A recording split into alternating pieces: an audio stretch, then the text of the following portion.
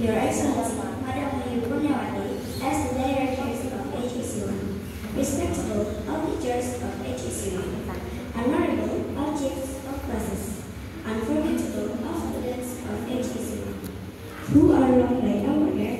Amen. First of all, let's thank to our God, the Almighty, who has been giving us mercy and blessing without any obstacles in this heavy place and time.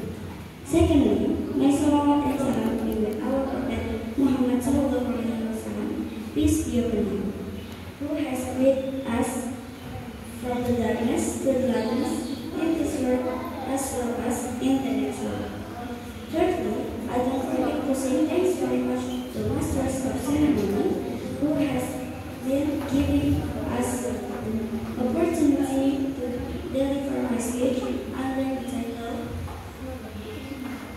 That's all my speech.